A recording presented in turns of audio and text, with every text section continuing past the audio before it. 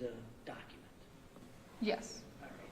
And so that first dialogue box from George, it says, when I found out who did it, you're going with me. Someone busted in Papaw's house and robbed him last night.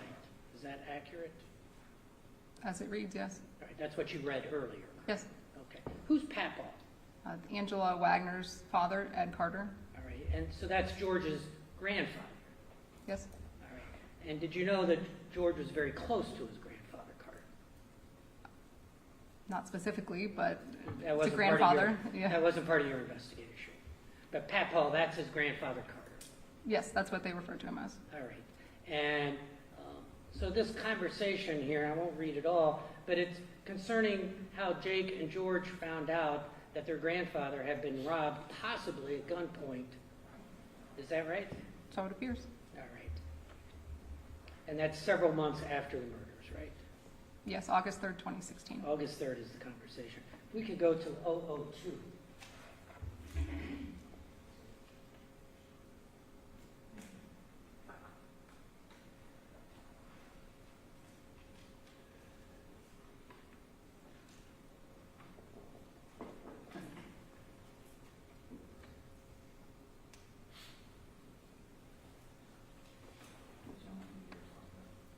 Okay, take your time.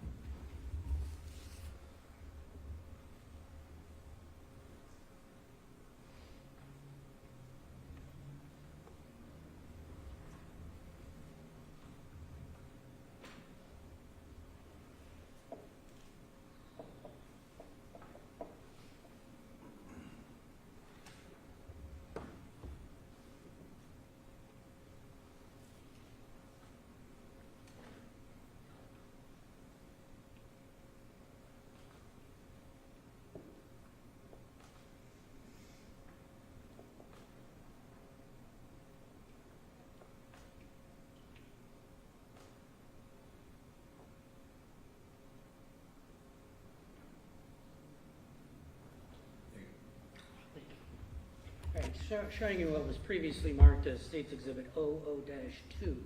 This is the content from Jake's phone seized in May of 2017, and it's a conversation between Billy and Jake that took place November 13th of 2016, right? Yes. Okay. And so once again, that's many months, it's more than 6 months after the murders, almost 7 months after the murders. Yes. Correct? Okay. All right. And it starts off, you start off here with Billy talking to Jake, saying, "It's me and your mother's fault. I am really sorry for that. I know you don't believe me, but I tried not to argue in front of you and George. I really did." That's what it says. That's what Billy starts off the conversation with. Yes. All right. Are you telling the jury this has anything to do with the murders? I mean, there's not a direct statement that indicates any guilt or innocence or anything like that, but there's a statement about a family dynamic. Okay, but my question is, are you telling the jury this is about the murders? It's relevant to their family dynamic as Are it you existed. telling them it's about the murders? Yes. Yes, you're interpreting this conversation from November 13th of 2016 to be about the murders and nothing else. As it pertains to their family dynamic, yes. Well, the question is, does it have anything to do with the murders themselves? Objection, Your Honor. That's been asked and answered multiple times. I'm not asking about family dynamics, I'm asking about the murders. Well, I think she answered the question, yes, so. All right, so just to be clear, I don't want to confuse anybody, and I don't want to hit you over the head with this. I just want to be clear. You're saying this conversation on November 13th is about the murders. Are you asking me if it's in terms of physical evidence? Is it in terms of a potential motive? Is it in terms of a family dynamic as it pertains to the Wagners? You'd have to be more specific. Would you agree this is open to interpretation? Yes? It's a short excerpt of many, many conversations. Yes? Go ahead, just a moment.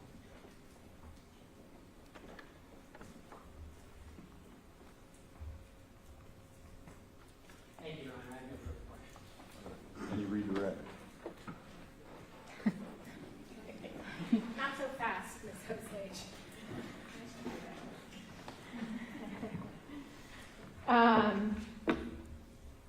Okay, so just a couple of questions. First of all, you know Angela's father is Ed Carter? Yes. Correct? And you believe that was who they were talking about in that conversation? Yes. Okay. Are you aware if he has a felony record? I believe so, yes. I don't know the specifics, though. Okay. And were you aware that the Wagners left and went to Alaska when Mr. Carter was in fact very ill and actually expected to die? Yes. And were you aware that when they were in Alaska, none of them came back for the funeral of Mr. Carter, correct? Yes. Okay, including George. Yes.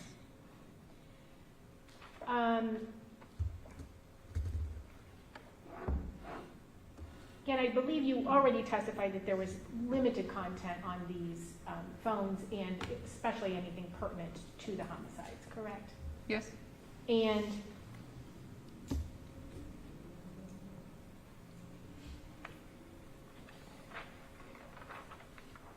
you were asked specifically about that last conversation between Jake and Billy, correct? That occurred in November of 2016.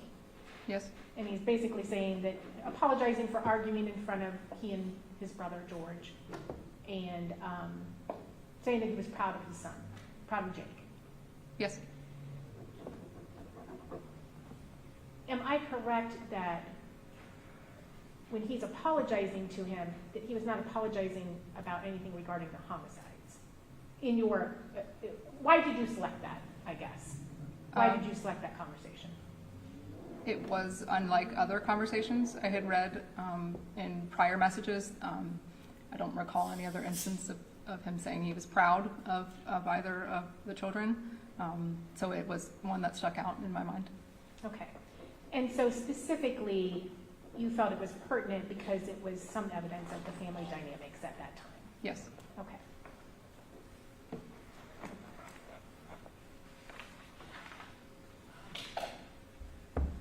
You were asked if you looked at a phone that belonged to George, and I believe you indicated there was a very old phone that was found, correct? Yes. It was from around the time when he and Tabitha were still married. Okay, so 2013, 2014? Yeah, around that time. Okay. Not pertinent in the timeline regarding this offense, correct? Correct.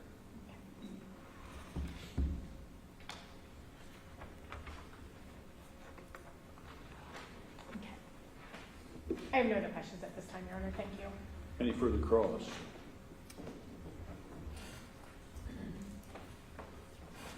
You picked out the November 13th conversation because it was the only time you saw Billy praising either son, correct?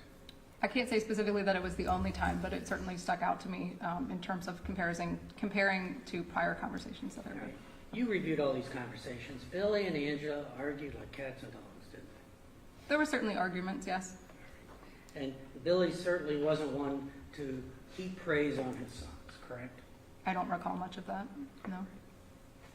And Ed Carter, you were asked if he had a felony record. He was a drug dealer, wasn't he? I recall allegations of that, but I don't know of anything specifically. And out of the house where he was living that he got robbed, that's where he was dealing drugs, right? I have no knowledge of that. And directly. Jake mentioned in that conversation that he must have got robbed by crackheads, right? That's what he said in the conversation. He said crackheads, yes. Thank you. Any further direct? Redirect? Any further redirect positions? I'm going to sit down. Statement calls next witness.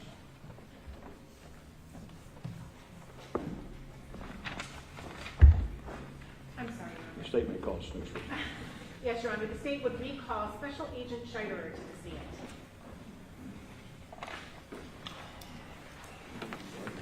You solemnly swear or affirm that the testimony you are about to give shall be the truth, the whole truth, and nothing but the truth, as you shall answer unto God. I do. Be seated. State may begin. Thank you, Your Honor. Special Agent Scheiderer, could you go ahead and restate your name for the record, please? Ryan Scheider. Okay.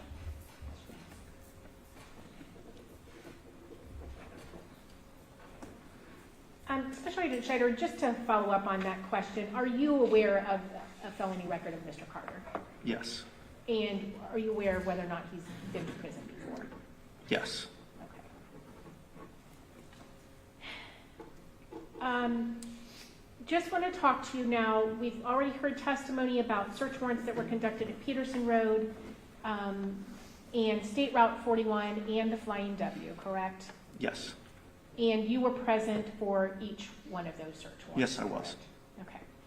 And additionally, you had already testified that you got a search warrant to obtain the phones belonging to Jake and Billy Wagner, correct? Yes. And then we also heard testimony just today about other phones that were obtained from State Route 41 and extractions were conducted and content was looked through by CIU analysts, correct? Correct. Okay. So at this point, can you tell us, now you have collected ballistic evidence that we heard Matt White also talk about that matched the shell casings or cartridge casings that were fired at both scenes 2 and 3, and we have the shoe print evidence that has now been linked to the Wagners via the Walmart receipt and the image of Angela Wagner. We have those forged custody documents, etc. So various pieces of evidence that you have collected in that time span of basically May 10th and May 12th on, I guess, and May 13th of 2017, correct? Yes. Okay. Can you tell us then what did this signify a change or a shift in the investigation? Yes, it did. And tell us about that. So when I talked earlier, I talked about how when you look at suspects, typically your investigations go like this and narrow down to somebody. Ours, during this case, went like this, but now we're to the point we're narrowing down our suspects. So we now know that the firearm that killed Frankie and Hanna May and Hannah Hazel and Dana and little Chris was shot at the defendant's home, 260 Peterson Road. It produced shell casings at that exact same residence that the defendant lived in. So somebody at that residence owned or possessed that firearm at some point. We know that. We also know that 2 pairs of shoes were purchased at Walmart, so by Angela Wagner, and so everything is pointing to, somebody at 260 Peterson Road is probably responsible for these homicides, right? Like, that's where we have to follow. So at this point, they're suspects. The Wagners now have become suspects in these crimes. And they also know that we're on to them, right? Because we did this big search warrant at 260 Peterson Road. We did the big search warrant at State Route 41. And we did the big one at Flying W. All of those produced activity that the media became aware of, as well as the Wagners. And I know they became aware of it because they contacted me about it, about the search warrants. So now we are focusing in on them. Okay. And basically prior to May 10th and May 12th and 13th of 2017, you had some indications, because you already testified before, that you were starting to have suspicions regarding the Wagners based on Jeff Tackett and Charlie Gilley and records not matching up to the way they were describing things.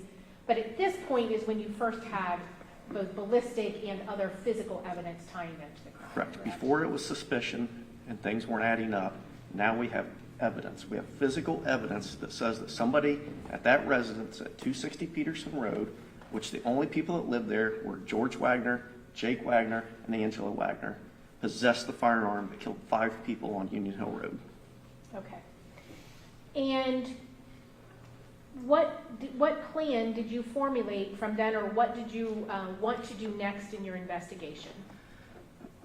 When you have an investigation with multiple suspects, multiple defendants, one of the things you want to do is get a statement from each one of those. Well, the best way to do that is to have them separated. Right? You don't want them together when you talk to them because they feed off of each other. And you certainly, so how did we do that? How could we do that at that time? That was the question, because every other time that we had attempted to make contact with them, it became difficult. I testified about how the time that I went there with Special Agent Mulford, and Jake, George, and Angela were outside, but as soon as we arrived, George went inside. So, that's an avoidance, right? So, Well, sustained in that it suggests a reason. So one of the things we wanted to do is figure out how can we get a statement from all four Wagners at the same time where they're away from each other. And that's been difficult up to this point because you had Billy living at Flying W Farms, and you had the other three living at 260 Peterson Road. Sometimes they're home, sometimes they're not. So how do we coordinate to where we get all of them at the same time? Okay. And can you tell us what plan did you come up with in order to effectuate that? Based on information that Jake had told us and Billy had told us that I had testified previously to about traveling to Alaska, we were also aware that they were coming back approximately May 22nd.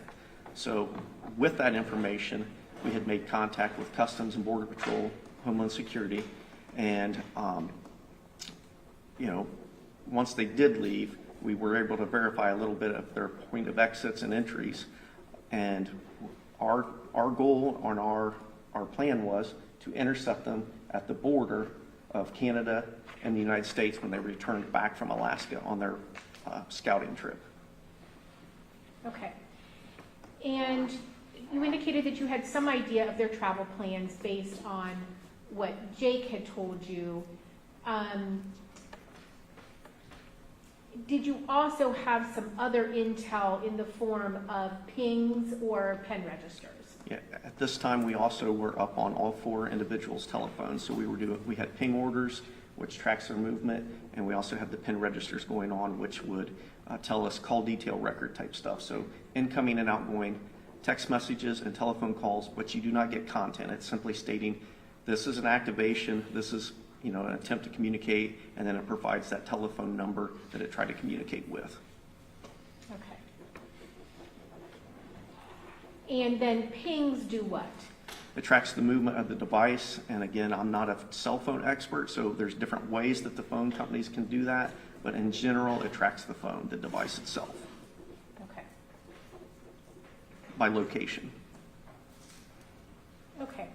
So you indicated that your goal was to intercept them at the border when they returned to the United States. What arrangements did you make, and with whom, and in what state? So we had learned through Border Patrol and HSI that the Wagners had exited through North Dakota into Canada, drove clear through Canada, and then went into Alaska. We assumed that that's where they were going to return. It just, to us, it made sense that they would return to the same place that they exited the United States. Okay. And so what did you do with that belief? We reached out to basically our sister agency in North Dakota. There's an agency that's very similar to BCI, and made contact with them and explained what our plans were, that we wanted to intercept the Wagners, all four of them, at the border, that we wanted to separate them, and that we wanted to conduct interviews on them at that time. Okay. And were they cooperative and helpful? Yes. And can you tell us, did you also have to make arrangements and discuss legal process that would be required? Yes, we did. Can you tell us about that? Also, one of the things that we wanted to do at that time was we wanted to go up on their telephones with an intercept warrant. So we wanted to listen to the conversations of the Wagners, but we also wanted to plant a listening device into the vehicle of the Wagners when they crossed back into the United States into North Dakota. So we had reached out to North Dakota authorities saying, hey, this is what we want to do. Can you help us with the legal process of that in your state? Okay. And was there also legal process that had to be obtained in the state of Ohio as well? Yes. And tell us about that. The intercept warrant, so you can receive the intercept warrant through Ohio. So in Ohio, to get an intercept warrant, to monitor it, you can, so the warrant is good for the county in which the crimes are committed or in which the listening device basis? It's a legal matter. Well, he has to make I'm application. gonna overrule the objection. Thank you. I kind of forgot where I'm at, but Okay, so you have to get you can get a interception warrant, I believe either where you're going to listen to it or where you're going to install the device, I believe you will. correct. And I'm aware of that because I'm certified through the state of Ohio to be the affiant on an intercept warrant. So I went to school specifically so that I could be the affiant on those warrants. And that is a mandate that you have to do before you can even apply to get one of those warrants. Okay, And it lists the rules and what you need to follow to apply for those warrants. okay. Compared to other search warrants, would you say that this application for an interception warrant is more or less involved? Objection. Overruled. Should mention that. It's a tremendous process. So you have to have a lot of, obviously you have to have probable cause there's a crime committed and your potential suspects. But yes, it is a huge legal process because, no judge is going to authorize you to intercept. Sorry. It's not relevant. How is it not relevant? Well, this is background as I understand it, so I'm gonna overrule the objection. Thank you, Your Honor. Again, it's hard to keep track of where I'm at, but So you have to tell the judge, explain to him why you want to intercept somebody's conversation, right? That's very protected information. Like, we just don't want the police out intercepting people's conversations. So you have to go through a whole process explaining the probable cause of, that your target's committed the crime, as well as what you intend to gain from your interception of these communications. So it's a big process, and it has to be reviewed by attorneys. Objection. Overruled. And are there specific statutory requirements of what has to be contained in that application? Yes. Okay. So you first obtained, did you first obtain an interception warrant in the state of Ohio? Yes. Okay. In regards to each of the four Wagner's phones, correct? Yes. And did you also seek an interception warrant in regards to installing a listening device in the vehicle that the Wagners were driving? Yes. And just for clarification, were they traveling in one vehicle? The Wagners, when they left Ohio, were in one vehicle. It was a Suburban or Yukon style vehicle. So it would have been all four adults, Jake, George, Angela, and Billy, and then the two minor children that belonged to Jake and George. Okay. And, okay, so you talked about, you believe they were going to come through in North Dakota. You had made contact with your sister agency, seeking help both in making arrangements for conducting interviews at their facility, correct? At the border facility, The correct? border Yes. facility, sorry. And then also seeking contact information from people who could help with the legal process, correct? Yes. Okay. And can you tell us, do you have a recollection as to what day of the week you were planning to arrive or intended to arrive in North Dakota? Yes. We left Rickenbacker Air Force Base on Saturday, the 20th of May, 2017. Okay. And so obviously a weekend, correct? Correct. Okay. And did you have contact information for those individuals where you would be able to contact them outside of normal business hours? Yes, as well, we'd spent in that North week Dakota? preparing for that contact up in North Dakota, which specifically was with the North Dakota authorities. Okay. And can you tell us, okay, before you went up there, I'm going to focus on that time period first of all. Were there other preparations that were made in anticipation of traveling to North Dakota to interview the four Wagners? Specifically, were there a collection of pieces of evidence and information to take with you? Yes, there was interview folders that were created by CIU, our analyst, that were basically resources that could be used by the agents during the interviews. Some of that stuff would have been lab reports on the ballistics that we've now matched up the shell casings from Peterson Road as well as the crime scenes. the Walmart receipt and the photographs, the forged custody documents that George and Jake, that we found with George and Jake's names on them, as well as some of the communications either through text message or Facebook Messenger. Those things were provided in those folders as resources for the agents. Okay. And those were available for you to use during your interviews or your attempts to interview the Wagners? Yes. Correct. Okay. And was there a team responsible for also figuring out the best way, the best device to use if you were in fact going to get approved for installing a listening device in a vehicle, et cetera? Yeah, so as far as I'm aware, BCI had never installed a listening device like that before, so there was research done on what kind of devices we would need to install because we really weren't sure. I mean, it's kind of it's groundbreaking. So yes, there was, we have tech ops, I just explained that the first time I testified. That's one of our units at BCI, and they do a lot of things with like surveillance cameras, hidden recording devices, they run the wiretap room and things like that. So they provide technical support to the agents. So those agents and that unit went out and started preparing like what kind of device they thought would be best, and they actually did mock-ups of it to try to figure out how to install it. Okay. So after all of these plans, did you in fact travel up to North Dakota? Yes, we did. And can you tell us how you traveled? The Air Force took us. Okay. And who all went with you at that time? Like who from the agents, I don't need specific names, but what types of Agents from SIU, cyber crimes, tech ops, the CIU analysts, the two that have testified today went with us, and then also special prosecutors went with us. Okay. And each for conducting their own, fulfilling their own role and duties while they were out Correct. there at the border. Okay. What happened when you arrived in North Dakota? We got off the plane, and once we started getting making final arrangements there, like getting vehicles to travel to where we needed to.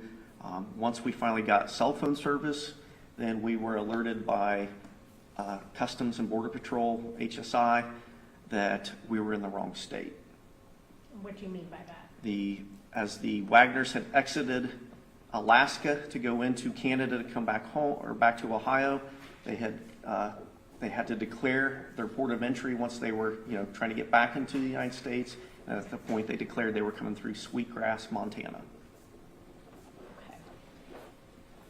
Okay. And so what did you do at that point? We asked and again, I don't know if it was Air Force or Air National Guard, so it could have been the Air National Guard that flew us, but we asked the Air National Guard to fly us from North Dakota to Montana. Okay. And so they flew us to the nearest airport that could facilitate their aircraft. Okay. And so did they in fact take you to Montana? Yes, they did. Okay. Assume now your timeline is shortened a little bit and you are now in a state that you did not make preparations with, correct? Correct. And it's also on a weekend? Correct. Okay. So tell me what you did. We scrambled.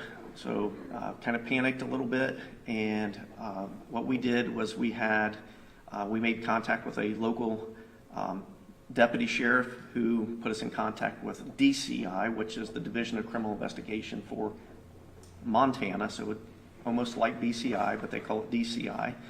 And we kind of had a brief meeting with them, like this is what our plans are.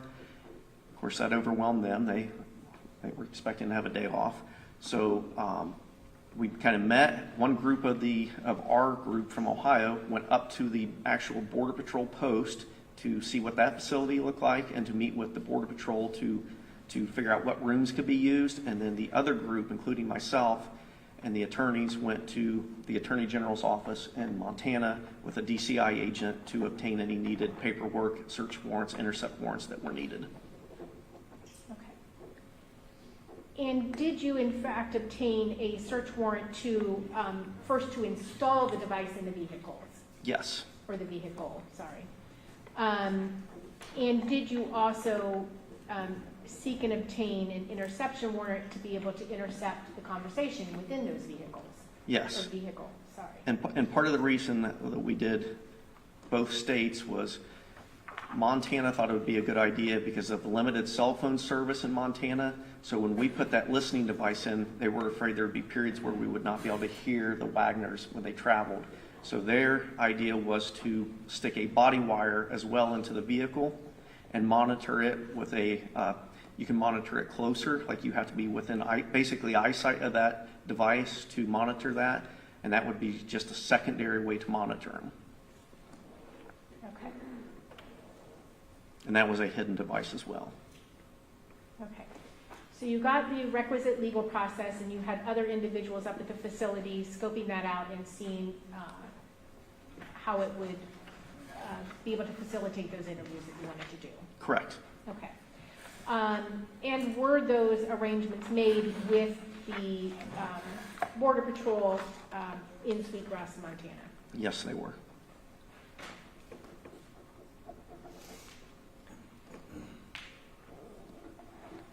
And were you, tell us then, after all those arrangements were made, did you in fact travel to the port of entry in Sweetgrass, Montana, and await the arrival of the Wagners? Yeah, so we spent most of the night obtaining those warrants because we had to write them. They had not been written yet. We weren't prepared for Montana paperwork. We were prepared for North Dakota. So sometime around 5 a.m. Sunday morning, Montana time, we were alerted that the Wagners were making better time than expected and that they would be arriving at Sweetgrass sooner than we thought. So we had to rush up to the border early that morning and await their arrival. Okay. And can you tell us, were there various agents that were assigned to each of the Wagners to attempt interviews? Yes. And do you recall what those teams were? Myself and Agent Mulford were assigned to Jake. Special Agent Jenkins and Special Agent Gore were assigned to Billy Wagner. Special Agents Comisford and Ward were assigned to Angela. And Special Agent Hageman and Major Lewis were assigned to George. Okay. And again, at this time, I believe you indicated that you were going to interview them as suspects instead of your prior contacts with them. Correct. The gig was up. They knew we were looking at them. Okay. And can you tell us what was the physical plan as far as how to get them into each room and make these attempts at interviews? With the assistance of Border Patrol, so they would separate them. They would take them into a secondary screening area and separate them into, they didn't have interview rooms. It's kind of shocking that Border Patrol, but they didn't. But they also shared that facility with Canada, so it was kind of a cramped facility, but they did have 4 rooms that they makeshift into interview rooms for us. And each person was taken separately into those rooms. Okay. And was there any ability, or was there a preset, I know sometimes interview rooms at police stations, there's video recording equipment set up and everything like that. Was there any such things No, there at no. that? Okay.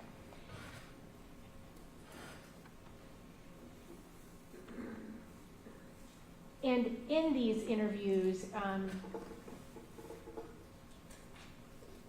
because they were being treated as suspects, would they have been given their Miranda rights, or was that part Yes, of the process? each person was advised of their rights under the Miranda decision. Okay.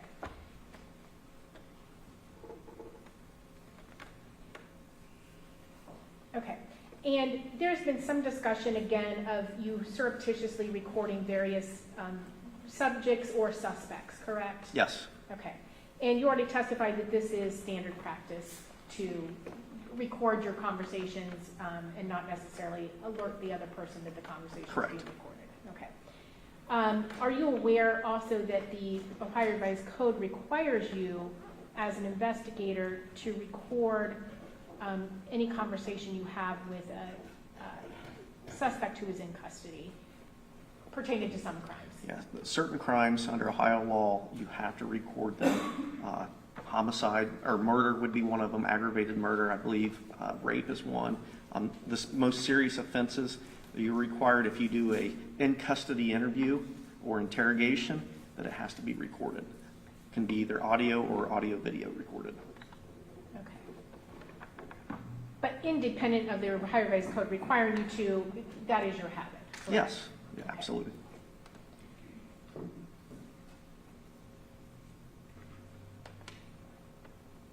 And can you tell us did the Wagners arrive at that port of entry in Sweetgrass? Yeah, they arrived in a white SUV, the Suburban or Yukon, whatever vehicle it was, and all 6 of them arrived together in one vehicle. Okay. And were they each placed in a separate room and interview attempts made with each of them? Yes. Okay. Without going into any of the detail of those attempts or interviews, were the Wagners ultimately released after their interviews? Yes. Or attempts? Okay. And can you tell us, do you know the order that those individuals were released? Yes, I do. Can you tell us what that order was? Billy was released first, followed by Angela, followed by George and his son, followed by Jake and his daughter. Okay. And can you tell us, was there some time or space in between those releases? Sure, yes. Okay. Also, as an aside, you already testified that there were the 4 adult Wagners, Jake, George, Billy, and Angela in that vehicle, and also the 2 minor children belonging to Jake and George. Can you tell us what happened to them during the time that the Wagners were being interviewed? Yes, Border Patrol made arrangements to take them into a room where they basically babysat them with, provided them with toys and snacks, and while the interviews were taking place. Okay. Did you also seize some items at the border? Border Patrol did, yes. Okay. So tell us about that. During the install of the devices, the vehicle was separated obviously from the Wagner, so that's when we started installing, not myself, but other agents started installing the hidden devices. And at the time, Border Patrol seized a laptop and iPad out of the vehicle. Okay. And they took custody of those items? Yes, correct? they did. Okay. And did you later get a search warrant to recover those from HSI, and then an additional search warrant to search? Yes, and just to be clear, HSI and Border Patrol are all under one umbrella. So basically, HSI, Homeland Security Investigations, is just the investigative side of Customs and Border Patrol. Okay. So it's one agency, just different areas of what they cover. Okay. And to your knowledge, were the listening devices also placed within the vehicle at that time? Yes, they were.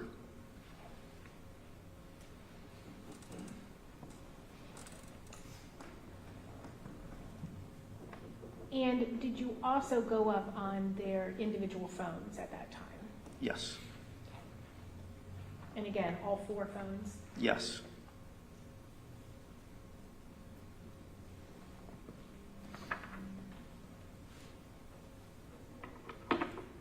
Okay, I'd like to switch your attention to another matter. We talked about previously during your search of Peterson Road that an item was found burned up in the burn pit that I believe was in that yard area, kind of to the left of the driveway when you pull To be in. between the driveway and the house, yes. Okay. Little garden area. All right, okay.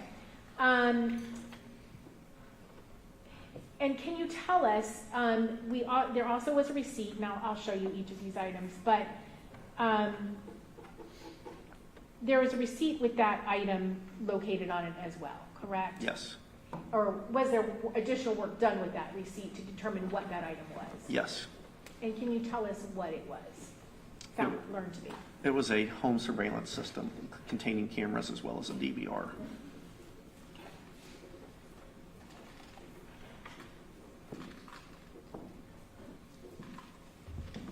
And as part of your investigation in this case, did you guys purchase that item to use for comparison purposes? Yes, we did. From the receipt, yes. Okay.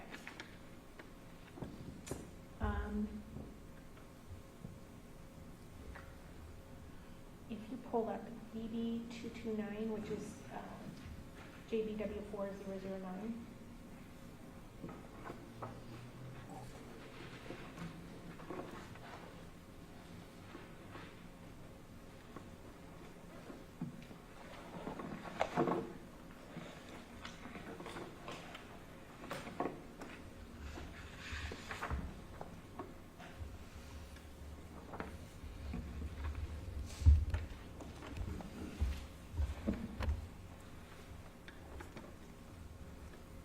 Okay, and can you tell us what we are looking at there, please? This would be, this would be the fire ring or fire pit that was located at 260 Peterson Road in that garden area. Okay, and then BB 230, which is the next one.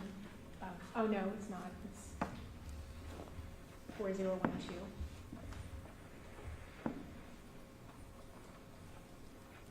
And can you tell us what that is? This was a item that was collected from that burn pit during the search warrant on May 12th.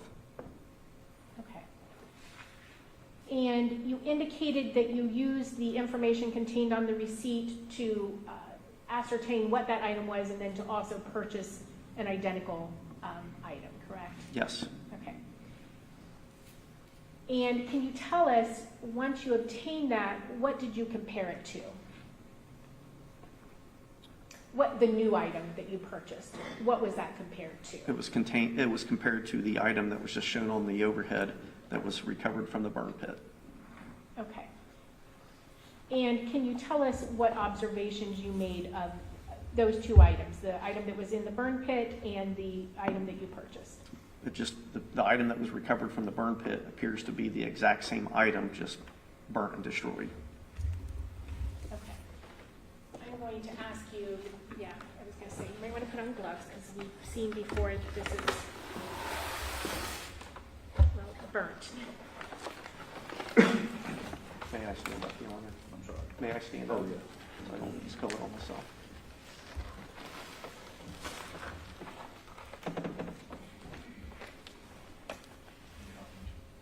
If you want to use this one. Doesn't need to identify that. Okay, so first asking you to take out the item which is in State's Exhibit BB 332.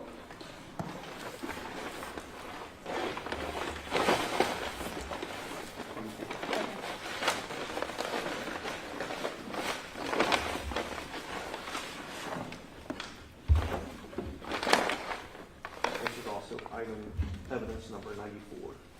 Okay. Was that in the May 10th or This is the May May 12th 12th. search of Peterson? Yep.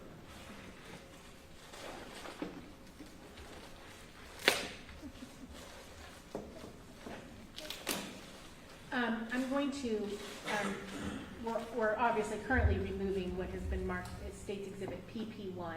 And can you tell us, first of all, what is PP1?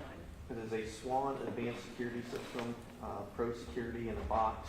It appears to be a 8-channel recorder with 4 cameras used for home surveillance or business surveillance.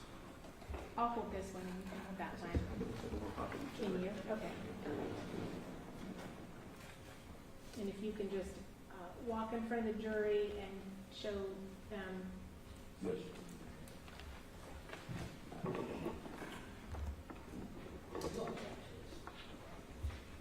Basis?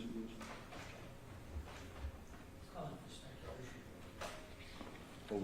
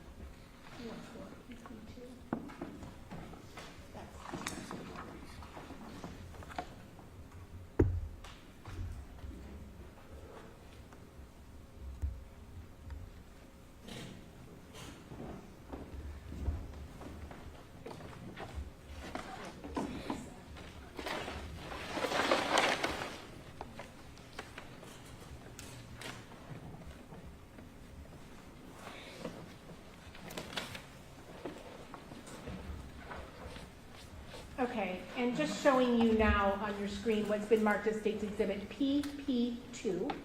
Can you just tell us what that is? So this is the Walmart receipt that was located at State Route 41 during that search warrant.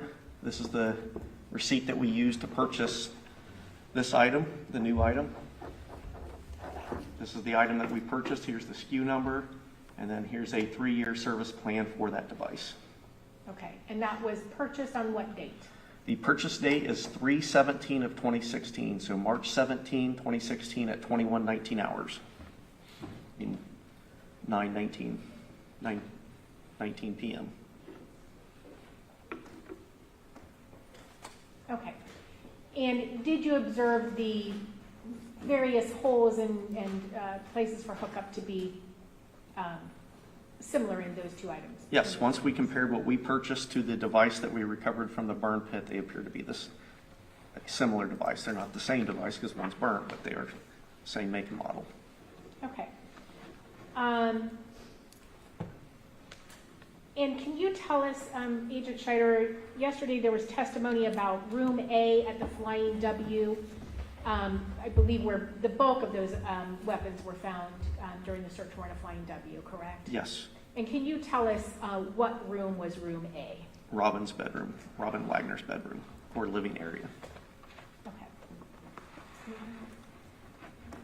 I have no other questions at this time, Your Honor.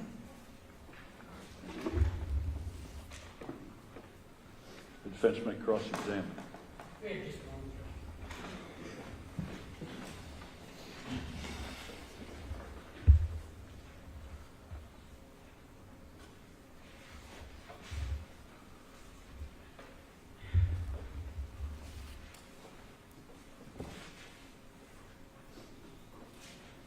Good afternoon. Good afternoon.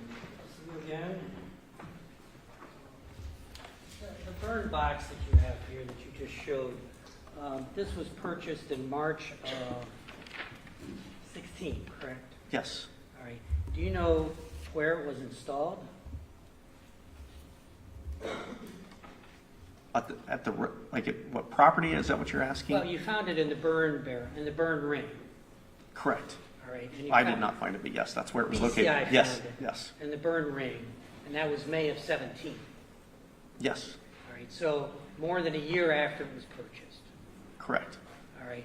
Do you know whether it was ever installed anywhere? Yes, Where was it installed? at the residence at 260 Peterson Road. All right. And who told you that? Jake told us that, and I believe Angela told us that. Right. And Jake also told you it had nothing to do with the murders. Didn't he tell you that too?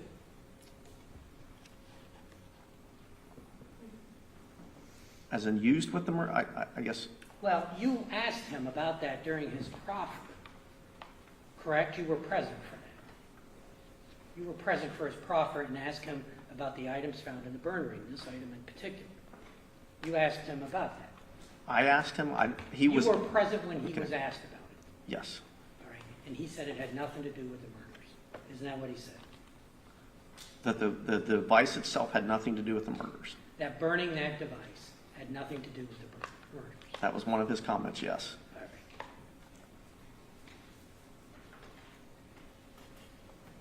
And they were moving to Alaska right around the time you found it burned in the ring, correct? Yes, And are you aware that a lot of people that live in rural areas, they burn things when they don't want them anymore? Are you aware of that?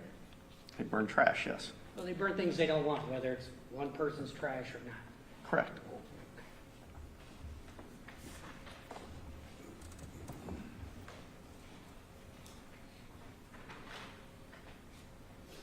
Now, you certainly were made aware, if you didn't, let me ask it this way.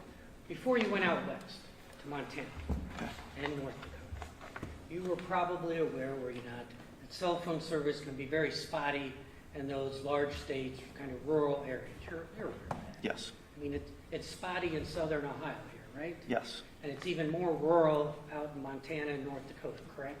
yes, All right. And likewise, Canada that attaches or is right there at the border has similar problems. Sure. I have no idea about Canada. You have no idea No, about whether the cell service is good or not. say between Sweetgrass, Montana and Alaska. You have no idea if the cell service up there is good or not. I mean, it's a vast country, so I can't testify to that. Okay. You did not consult with anybody from Canada about whether there's good cell service between I Montana personally and did not know. Anybody in BCI? They could have. I don't know. You're the lead investigator. Are you aware of anybody from BCI investigating whether there's good cell service between Montana and Alaska? I'm not aware of it. Okay, you're the lead investigator. Okay, Just asking yes, you. I'm not aware. Okay.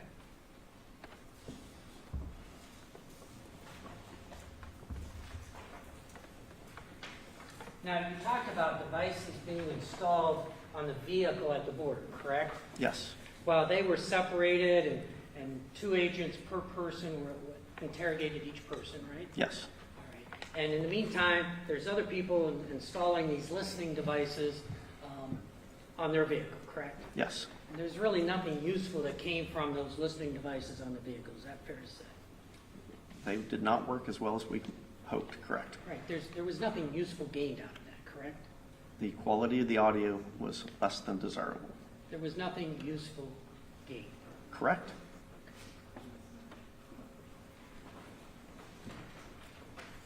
And you were surprised that they weren't coming through North Dakota and they were coming through Montana. That's based on an assumption you made during your investigation, right? You thought they were coming back through North Dakota. Yes, based on what Border Patrol had told us, and there may have been some other information, but yes, All right, but they didn't come back through North Dakota. They came back through Montana. yes. Were you prepared to videotape them in North Dakota? So yes, we had made arrangements with the authorities in North Dakota to have recording devices set up for those interview rooms. Including video? That was my understanding, yes. Okay, but Montana did not have video? We had attempted, in fact, I had attempted to record mine with a body-worn camera. I've never used a body-worn camera ever in my life. Those did not exist when I was a patrol officer. So when we thought we turned it on, we actually turned it completely off. All right, so in 2017, when this interview took place, you had no access to any video recording device? Other than that body-worn camera that we were, and again, I don't know if it was a deputy provided it to us or if it was Border Patrol, but I did not know how to use it correctly. We attempted, but we did have an audio recording. Right, there is an audio. Yes. Okay. But did you try to use a cell phone with a camera on it? Nope.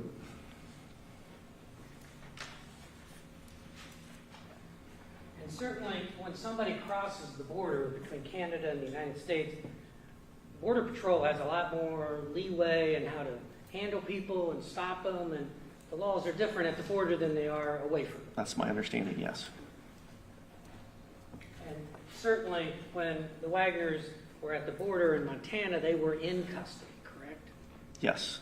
So you had to give them a Miranda warning at that point because they were in custody. Yes, we're required to, when they're in custody and we interrogate them, yes. But when you go out to their house to, say, in April of 17, when you interviewed Jake and Angela, they were not in custody at that time. Correct. That would be a voluntary statement. They do not have to talk to me at that A point. voluntary statement that you secretly recorded, right? It was recorded, yes. All right. And Jake lied to you and Angela lied to you during those statements, correct? Again, which statement are we talking about? The statement in April of 2017 at Peterson Road. No. They did not lie to I did not interview they on April of 17. you. You interviewed Jake. Correct. I'm sorry, I misspoke. Did Jake lie to you in April of 2017? I do not believe so because I did not confront him as a suspect with anything. But that's fine. He certainly didn't admit to being involved in the murders in April of 2017. Correct. Most people don't admit to the police when they commit crimes. Most don't, right. And some people cover their tracks and lie, right? Absolutely.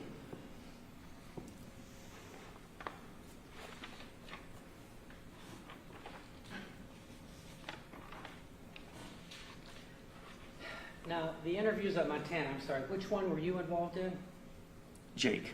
You were involved with Jake. Jake certainly lied to you during that statement in Montana, did he not? Yes, yeah, absolutely. Right. And you've listened to Angela's statement that she gave, correct? Yes.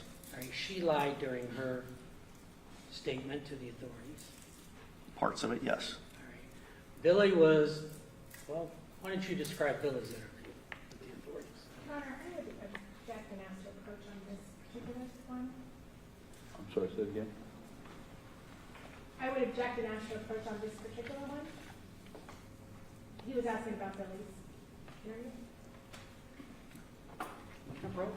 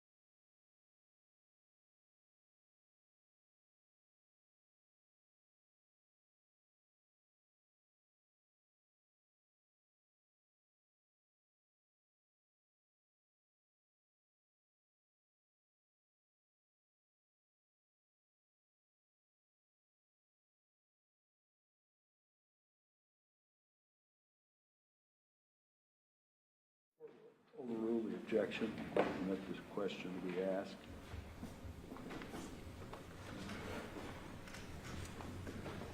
Sir, how would you characterize the interview with Billy at the border? It was short. And what was his demeanor?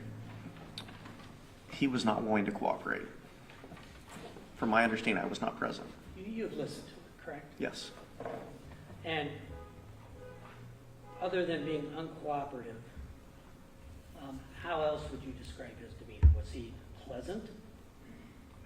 I don't really remember his specific demeanor, but I don't know that Billy's ever been pleasant.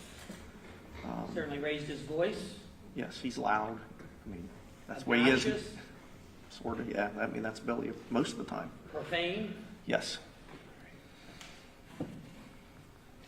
And you interviewed Jake, is that correct? Yes, myself and Special Agent Mulford. Okay, and do you recall how long that interview was approximately?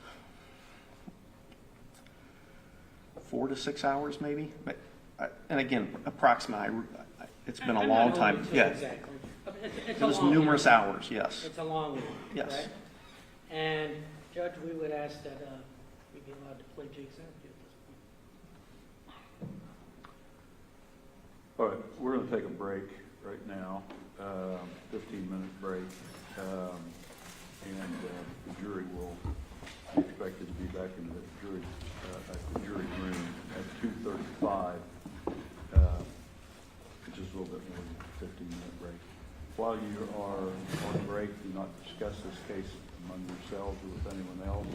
Do not permit this case to be discussed with you or in your presence. Do not form or express an opinion concerning this case until it's finally submitted to you for deliberation and verdict. Do not do any research concerning this case, either as to the facts or as to the law. Do not read, view, or listen to any reports or accounts of this case from any source. Have no contact with any of the participants in the case, including parties, counsel, or any witnesses.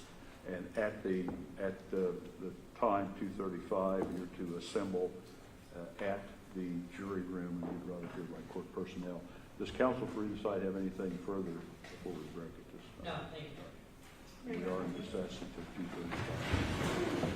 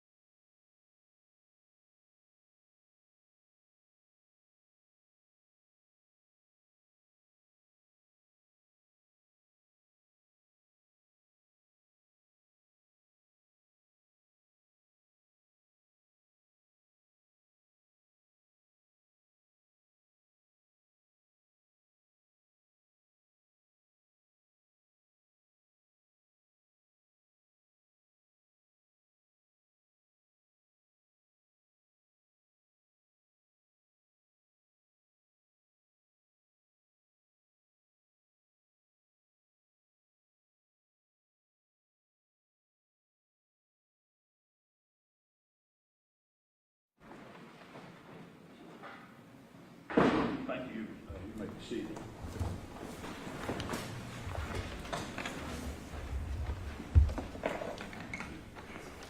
All right, so before we recessed, the question arose about an evidentiary question about cross-examining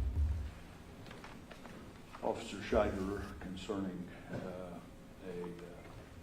audio recording of an interview of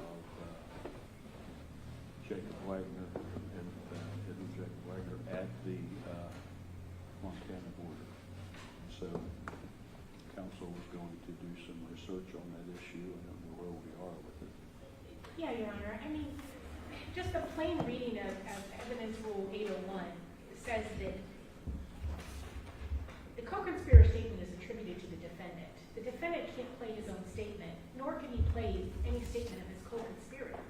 It has to be offered against a party and be a statement of a co-conspirator. So the state can offer in a co-conspirator statement, but he doesn't get to offer in the statement of a co-conspirator because that statement's attributed to him as the defendant. Because what? Because that's attributed to him as the defendant. That's the whole nature of the co-conspiracy. So they all denied it, right? They all denied it, including George. We would say they were all lying, but that was part of the conspiracy. So he does not get to put it in. Now, if and when Jake testifies, he certainly can use this to cross-examine him as a prior inconsistent statement at that point. We having Jake talk to, or admit that he was not truthful to the police up until this point, as was agreed to by the parties. So it is the state's position that they cannot get this admitted into evidence. It is only the state that can admit a co-conspirator statement. So we would object to the playing of this statement at this time. Again, it will be available for them to use in cross-examination of this witness, of Jake Wagner, if and when he testifies. Mr. Parker? Thank you, Judge. We believe we can play this at this time as a co-conspirator statement and to show that Jake was actually truthful when he talked to the police in Montana. We also have a constitutional right to present a complete defense. To do what? A constitutional right to present a complete defense. And part of our complete defense is that Jake was lying in Montana and being untruthful, and that this co-conspirator statement was covering up his acts when he shot and killed the various victims. So it absolutely does come at this point. We shouldn't have to wait to see if they call Jake as a witness. It comes in at this point. This officer participated in interviewing Jake. He's the proper witness to bring it in. And we request the line to play that at this time. Or tomorrow morning, if that's more convenient. Well, let's go to the second question I asked just before we went on the recess. Are there other questions you could ask this witness? I think we have one more question. Which can be asked before the jury retires? Yes, we could ask it before the jury, and then we would be done with our crossing this week. My question of the state would be, I had several questions really, but an important one is the state prejudiced in some way that's playing this? You know, the scope argument doesn't go very far anymore. The Ohio rules of evidence say that a witness can be cross-examined on any relevant matter. So it's not, our rule differs from what it used to be, and it differs also from what I think was my limited understanding of what the federal rules are, is that he can be cross-examined on any matter. So I'm not sure where we are. Yeah, I think before we even get to that, we have to address the hearsay issue or the admissibility of this statement as proffered by the defendant. And Evidence Rule 801D2 specifically covers these statements, and it requires that the statement be admitted or proffered by the opposing party. It's the same way that we get to enter a defendant's statement, but the defendant can't enter his own statement.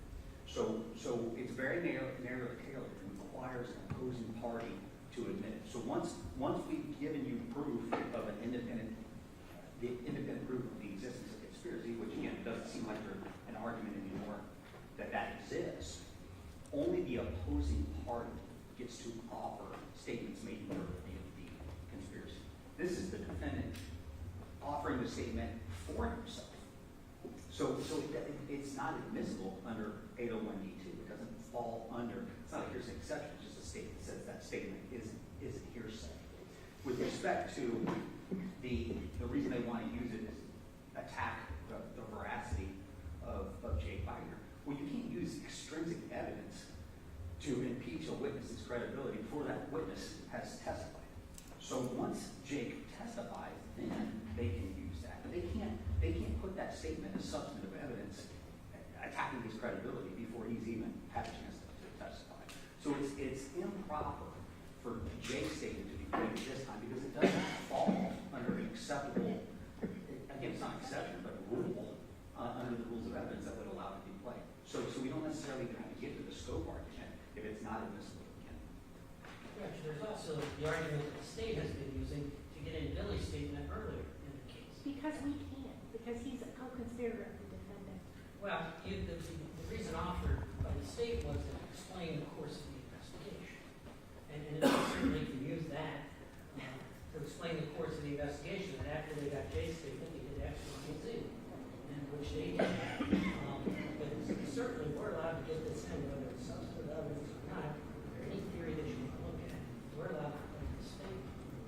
There's permission to do so. And give me the reason again that you feel that it's relevant to your defense. Well, the credibility of Jake Wagner is obviously critical in this case, right? And so this long recording where he repeatedly lies to the investigation is important, all right? It's also important to explain the course of the investigation. They played Billy's tape earlier and got a cautionary instruction from the court about that to explain the next steps in the investigation. The investigation continued past Montana, quite honestly. He did various things like get electronic listening devices installed in the commercial vehicle that Jake and my client drove for R&L. And they did other pieces of investigation, as the court will hear, throughout the case. So, this statement and taking the statement and contents, it's all relevant. The state has said, well, you can bring it up during your case if you want to. That's what they said at sidebar. They were upset that we were presenting it now versus later. Well, that's not a very good reason, Judge. This is the proper time. We've accommodated the state in allowing them to bring witnesses such as this one back and forth because it helps explain a very complicated case. All right? And now we're at the border, and now he's the one that interviewed Jake. Now is the time to play. All right, I think what the court's going to do is permit you to, if you wish to, you don't have to, of course, but ask this witness some questions about how this interview assisted in guiding the investigation, and that may help me decide whether I want to allow the tape of it to be played. And then, frankly, what I'm going to do is wait until tomorrow morning and give counsel for each side an opportunity to look a little longer about whether you can find any clear-cut case law. I mean, we're arguing around from general principles of evidence why it shouldn't be allowed or should be allowed, but to see whether you can find any case law specifically addressing the issue. Sounds like it may, the way the state's arguing, it may be a more specific issue than just whether or not a witness can be cross-examined on all relevant matters. It sounds like there's a specific argument you're using because this is a conspiracy allegation that the defense should not be allowed to use it. I don't know whether that's been addressed by any courts. Yeah, and specifically, they cannot play the defendant's statement. I think everybody in this room agrees with that. I think they agree with that. Cannot play, he could not play his own statement. Right. And what we are saying is the co-conspirator is in the same section and is the same reason that only we get to play co-conspirator statements. It doesn't matter if their defendant's statement somehow or other shapes the investigation. They still don't get to get into the content of their defendant's statement, no matter what. So, I mean, you can say, oh, did this help shape your investigation? Well, of course, every conversation you have with them helps, except they denied it. They all denied it. So, You're saying at this time? At this time, they all denied it, right. They all gave the same canned responses. but they, regardless of whether that shaped the investigation, they still can't get into the content of the defendant's statement or the content of co-conspirator's statement. They're one and the same in the eyes of the law. And so, I mean, that's our position. Again, I'm going to make the decision on that tomorrow morning. I'm going to give counsel an opportunity to see if you can find anything specifically addressing that issue. I understand your argument. And you were citing which evidence rules? 801 D2. 801 D2. And I'll do some reading myself, of course, but the counsel for each side can do a little work on that. I will permit you to question this witness further if you feel there are any questions to be asked of him. And with that, and again, I'm not going to decide today whether we're going to be able to play that tape in the defense side of the case. I'll decide that tomorrow morning after I've heard arguments here. We probably should be prepared. We'll have the jury come in at their regular time, but at 9. But counsel should be prepared to argue. I don't expect you to argue more than about 15 minutes. You should be ready about 8:45 to go on the record and argue that issue, and then I'll make that decision. In the meantime, prepare both ways. See if I'm going to allow it to be played, if I'm not going to allow it to be paid. Don't have your witnesses away from the courthouse, and we'll have to wait for them to get here or anything. But I'm going to be reading 802 and see if that's provides the ultimate answer. I'm going to ask direct counsel to look into it, try to make some arguments to support your side. Now, with that, are we ready to have the jury brought in? Yes, that's 801 D2. 801 D. D is a dog. Yeah, so Judge, just so I understand the schedule of this thing, you want me to conclude my cross-examination and then we'll break for the day? Yes, that was what I was going. Well, I don't know that you want. If you feel that you can conclude that regardless of the court's ruling on the tape, then yes, I'd ask that you conclude that, and then I'll make a decision tomorrow about the tape. Okay, so there will not be a redirect today? Well, I don't. Until you that- make that- a decision? If the state has redirect, but I'd say we can't do that this evening because of the fact that the court may rule on the tape they played, and then we would have to get into any redirect that may stand. So we'll have your cross, and then we'll recess for the day. It's getting pretty close to time we can do that. All right, thank you. All right, you're welcome. We're ready for the jury then, I think we are. Yes.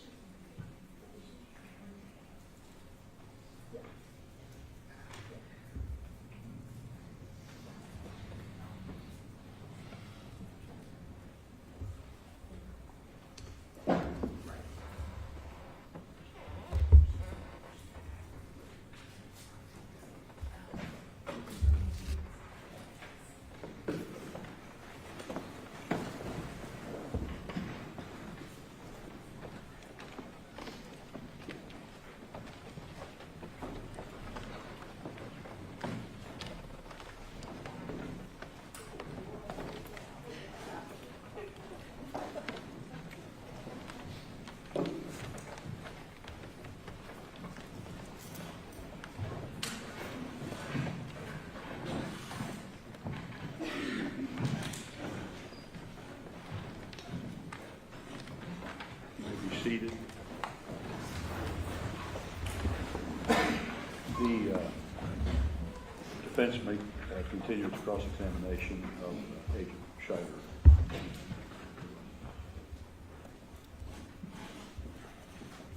Just a few questions, sir. When you went to Montana, this was May 2017, correct? Yes, May 2017. Yes, I'm sorry, I thought you were saying May 20th. No, May. Yes, of 2017, yes. 2017. I want to make sure I get my dates correct. And so as of that time, May of 2017, when I say you, I mean BCI, because you're the lead investigator. So you and BCI had never interviewed George Wagner before that time in Montana. Is that Correct. You had interviewed Billy, correct? Yes, And you had interviewed Jake, correct? yes, You had interviewed Angela, yes, but you had never interviewed George. correct. Now, once you interviewed Jake in Montana, I think you testified on direct that you let all the Wagners get in their car and go. Correct. And you had planted listening devices in that vehicle, correct? Yes, All right. And so your investigation went further after Montana, correct? yes. All right. Can you just explain in summary form the various steps you took from May of 2017 until their indictment of November 2018? That's more than a year. So I need to summarize an entire year. Well, let me ask you this. Once you heard Jake's interview, that informed further investigative steps, correct? Yes, the interviews, yes, I mean, the interviews are helpful, right? yes, Anytime you can talk to somebody, you're going to learn something and do something as a result, correct? correct. And that was the case with Jake's interview, With all of them, yes. but with Jake's in particular, that was helpful. Sure, I mean, it was, what, 5 hours long, something like that? yes, All right. So you took investigative steps after that, including getting a listening device implanted into what later became Jake's workspace, the truck that he and George drove for R&L. You got a listening device implanted into the cab of their truck so you could listen in on their conversations, correct? yes, All right. And there were other steps you took throughout the investigation. yes. All right. Judge, I think we're at that point. All right, conclude for now.